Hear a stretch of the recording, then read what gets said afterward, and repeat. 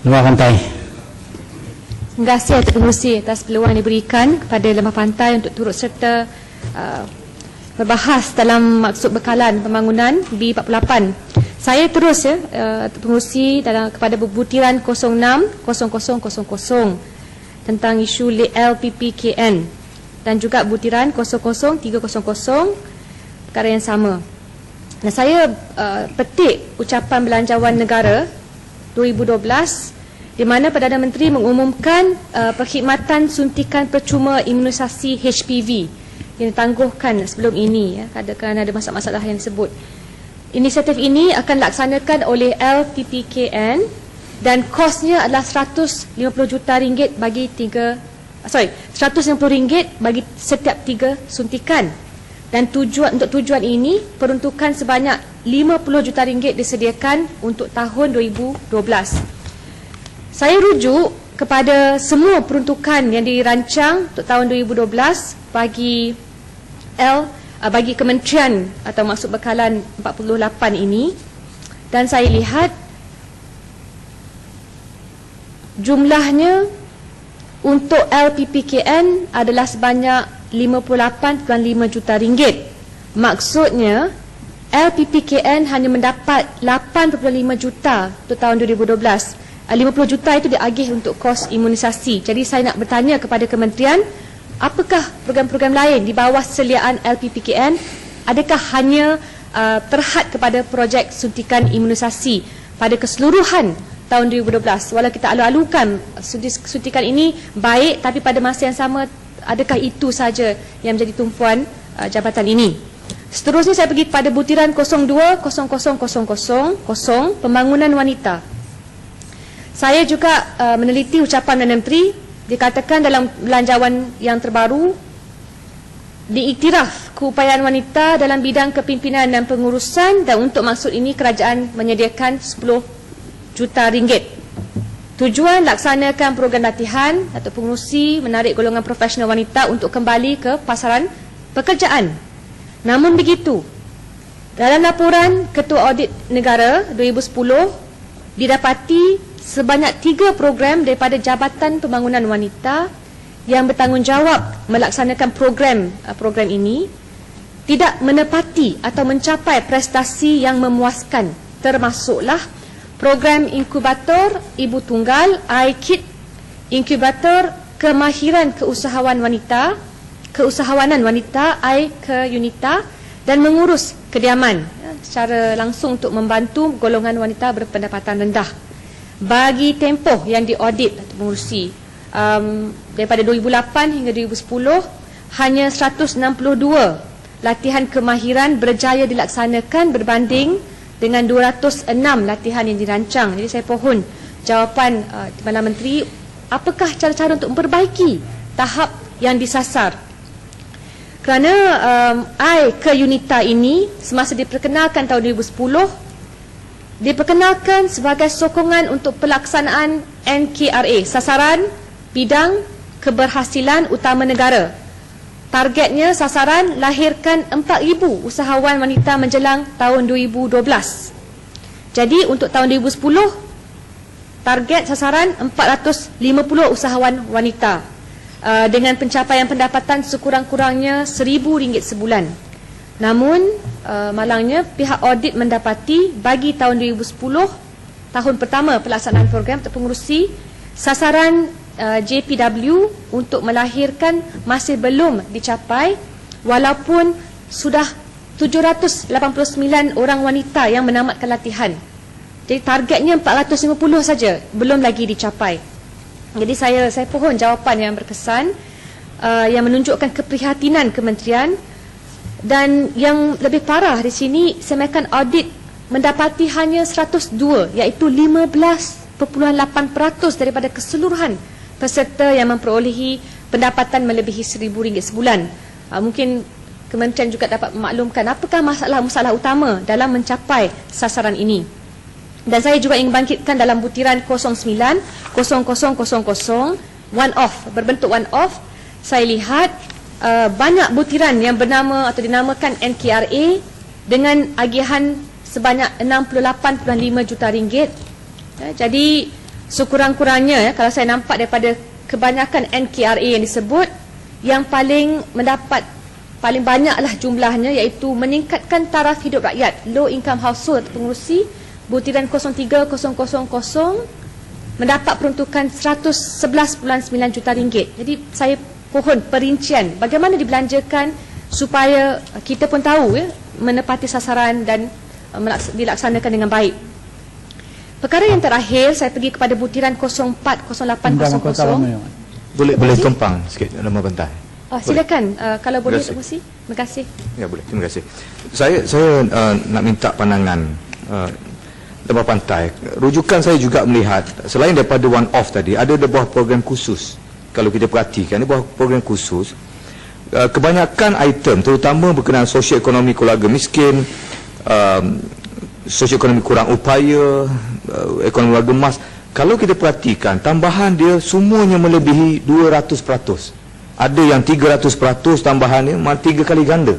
Diletakkan di bawah program khusus. Sedangkan perbelanjaan utama dalam kewangan dia turun secara mendadak daripada 89 juta tinggal 2 juta saja.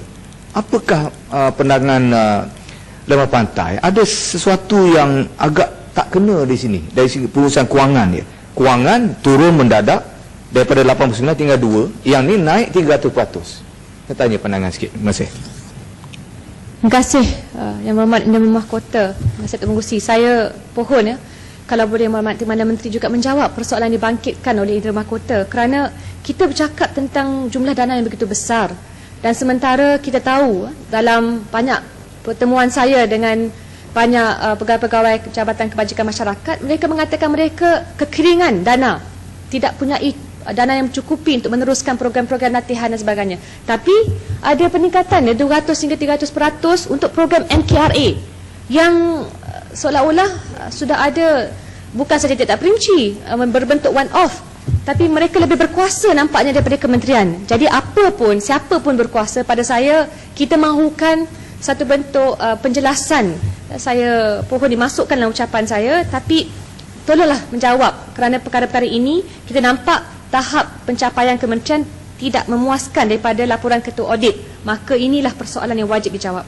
Jadi butiran terakhir atau pengerusi adalah 040800 tentang kanak-kanak. Ini sebenarnya merupakan permohonan bukan daripada saya.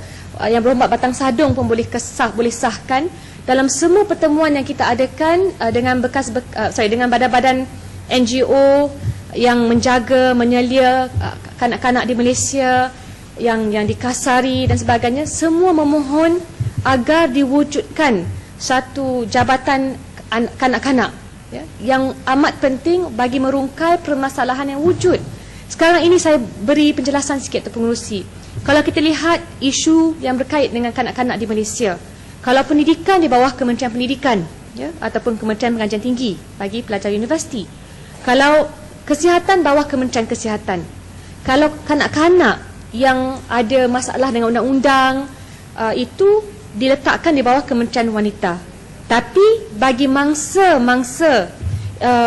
trafficking, dia panggil trafficking dengan izin, penyeludupan dan sebagainya, itu di bawah bidang kuasa Kementerian Dalam Negeri. Isu anak-anak yang anak-anak angkat dan sebagainya ataupun bayi-bayi yang dibuang, dibiarkan di bawah Kementerian Wanita. Baik. Tapi untuk anak-anak yang merupakan anak warga negara asing, bukan warga negara kita, dimasukkan di bawah Jabatan Pendaftaran Negara Kementerian Dalam Negeri. Kebimbangan atau masalah yang dihadapi oleh mereka di lapangan adalah dalam realitinya semua agensi-agensi ini tidak banyak berkomunikasi, berhubung antara satu sama lain.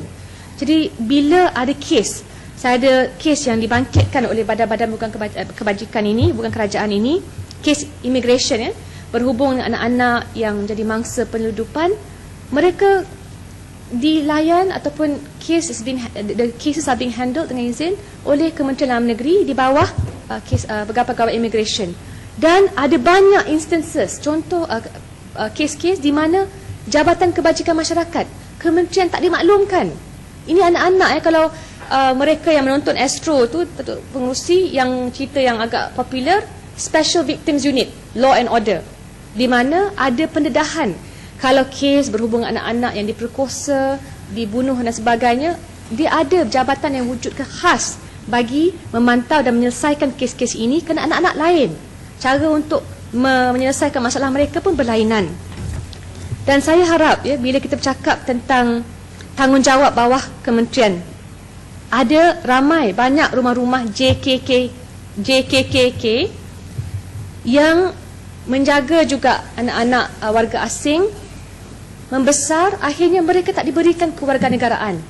Jadi bagaimanakah kementerian nak menyelesaikan masalah ini dalam jangka masa panjang? Ya, Saya berbalik, baik, saya akan gulung atau pengurusi tentang perlindungan anak-anak ini. Kita mahu sebuah jabatan kanak-kanak diwujudkan supaya pengurusi ada sebuah dengan izin interagency response system. Semua agensi-agensi ini dapat berkomunikasi, dapat mengambil tindakan yang serta-merta kerana kita bercakap tentang anak-anak. Mereka ini golongan yang paling lemah yang memerlukan perlindungan daripada kita.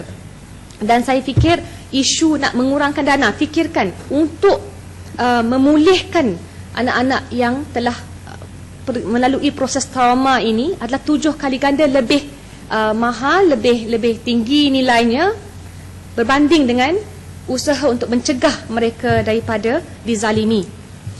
Saya hanya ingin bagi satu lagi contoh yang penting di mana di rumah RKKK. Dua contoh. Satu, rumah RKKK di Perak. Ini ada satu kes, satu pengurusi dan juga Timbalan Menteri.